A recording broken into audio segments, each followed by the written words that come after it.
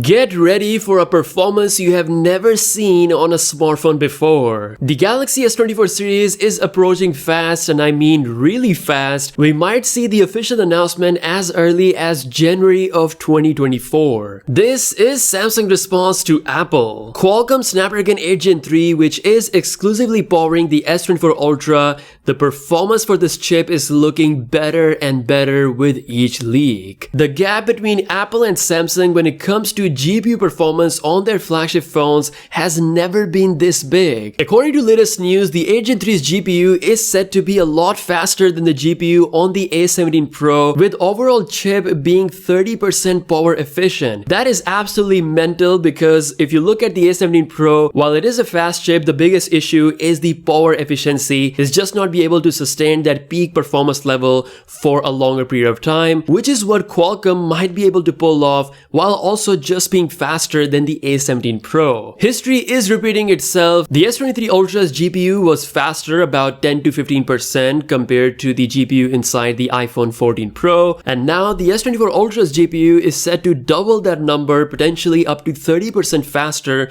than the A17 Pro according to these latest leaks. With all this gaming performance, Samsung is also doing what Apple did. It is reported that Samsung will be collaborating with game studios such as Epic Games, which is the company behind Fortnite and other gaming titles, as well as collaborating with other major game studios all around the world. Fingers crossed, hopefully we could see some console games coming to the S24 Ultra in the future as well. Since 8 Gen 3 will be on other Android phones, potentially this could come for other Android devices as well. Finally, we should be able to put the graphics capabilities on the S24 Ultra to some good use. Now, as we know, Exynos 2400 is coming back for selective markets, but only for S24 and S24 Plus models. The latest Geekbench 6 benchmark scores actually shows kind of a surprising result. When it comes to just CPU performance, it doesn't look that far behind compared to the 8 Gen 3. There is, however, a noticeable difference when it comes to the GPU scores. Again, these are early test scores, so things are bound to change, but seems like Exynos 2400, especially CPU benchmarking wise on Geekbench, is not all that bad. It's mainly behind when it comes to the single core performance of the CPU